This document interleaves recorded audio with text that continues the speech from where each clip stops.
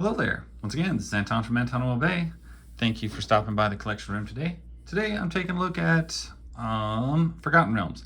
These have been in my collection a long time. I've never really paid them any attention. They've just been in a back pile of the collection there and just never really gave them the look. For one thing, they're at DC, which I'm less into and less knowledgeable about.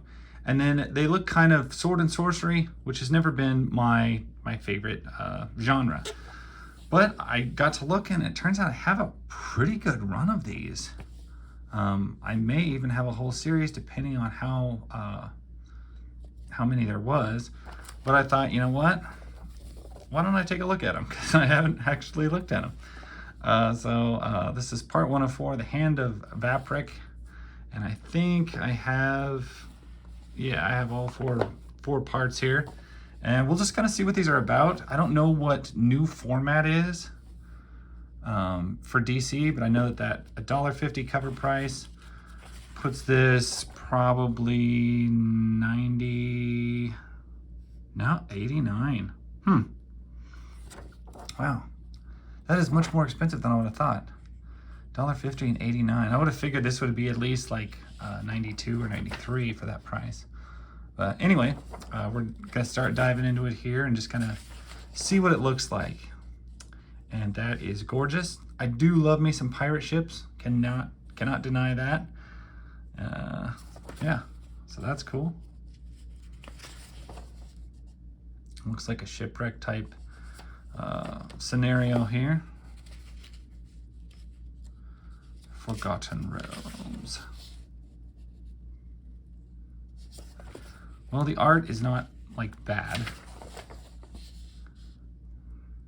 I do think that they're throwing trolls in right away. So we got trolls going on.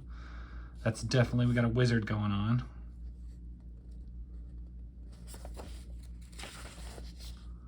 Wizards, trolls, we're definitely in a sword and sorcery type book.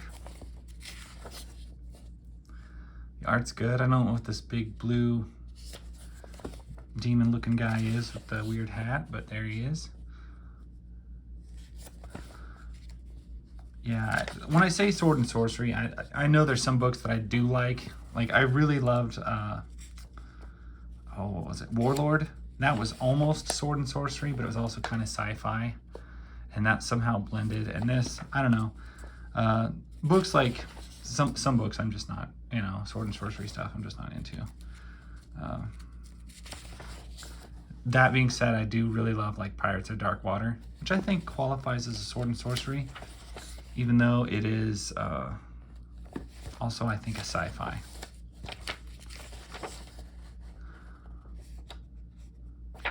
There wasn't anything like amazing that was jumping out at me in that issue. If you're in a sword and sorcery book, I'm going to expect some major weird. I need to see, preferably, if you're in a sword and sorcery book, you got to be riding a dinosaur at some point. I just feel like that's a necessity. You can always have monsters and wizards, but as far as my taste, if you're not riding a dinosaur at some point, I mean, I guess you could ride a dragon and it's close enough, but I don't know, I feel like there's something that you got to be riding some sort of beast. And if we're riding beasts and fighting lizard and or frogmen, then, you know, you're doing, or snake man. There's just got to be some sort of reptile or amphibian man. Then you're doing better. I think of books like Grognak, not Grognak. The heck was that?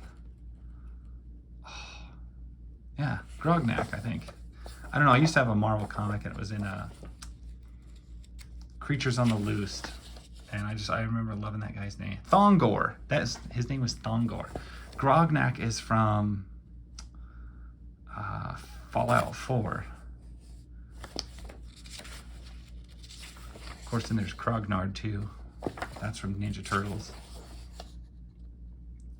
So as weird as we have going on, I don't know if it's quite weird enough. I am really liking this page. This is starting to add some of the stuff that you want in your fantasy book, because you got like a lizard creature with a sword. That helps. Helps a lot. Bill and Ted's Excellent Adventures.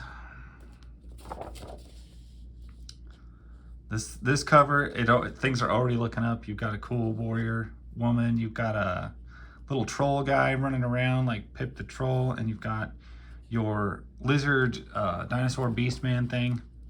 These are pluses. This helps. Should have started off with those guys. Should have popped them out sooner. That is really cool. That is a really cool page. Definitely.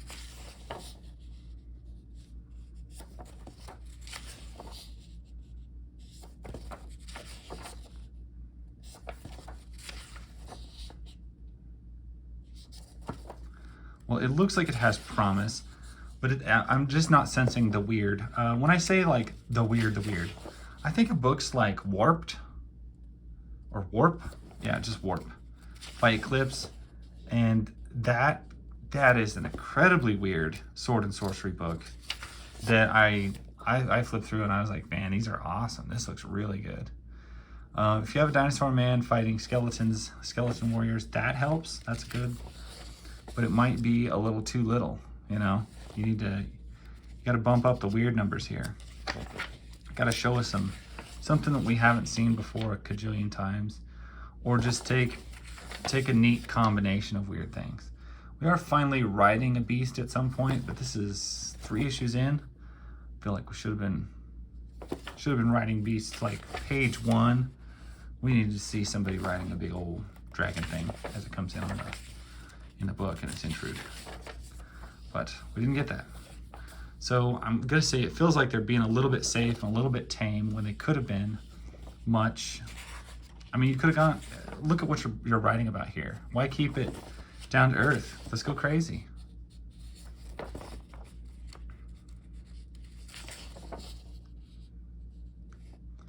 The art all the way around is pretty good. I noticed none of these pages have any background at all. None of these panels do. And I don't mind that. I kind of like the simplicity of that. And just make it every now and then give us a really cool background and give us a context of where we are, and then I'm fine.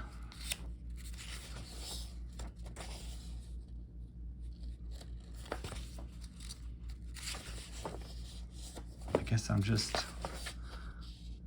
okay, the floor attacks, that's nice. I dig that.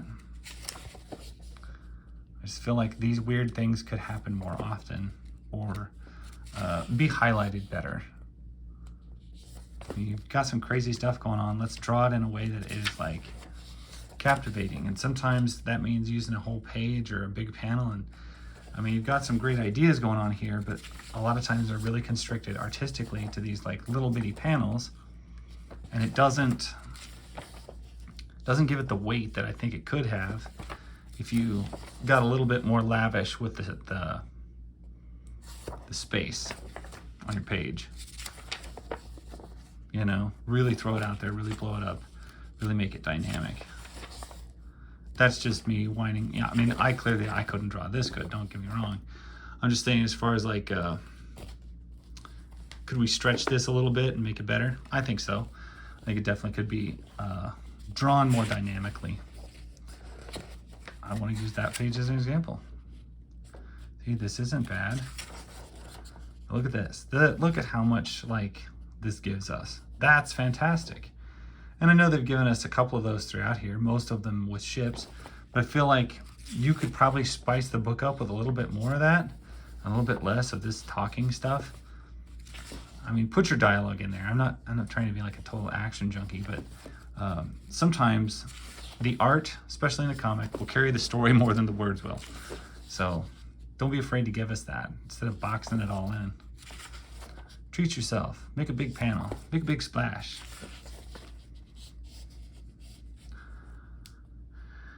Like that.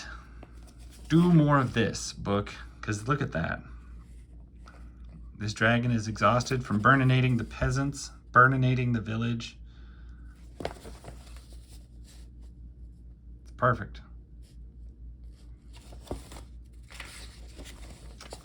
What is this?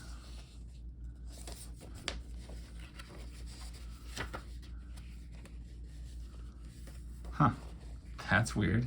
It's a Shocker poster. A Shocker poster in the middle of my comic book. I've never seen Shocker. I think it's very weird that they gave me a poster for Shocker in the middle of Forgotten Realms. So I guess you could say that the movie Shocker is from the Forgotten Realms. This panel work here, the art feels much more lively, and it feels like they're giving it much more, like all of this feels better than some of this. Some of the, I guess it felt like it was really dragging there for some panels and some pages, just wasn't really popping. You might be getting into a little bit of a groove there.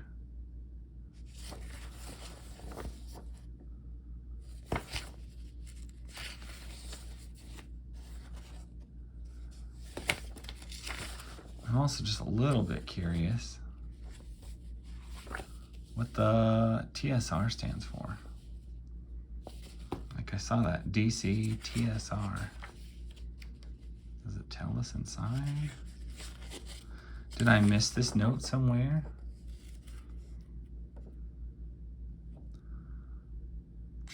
Yeah, I guess I'm sure it's somewhere in there. It tells us, but anyway.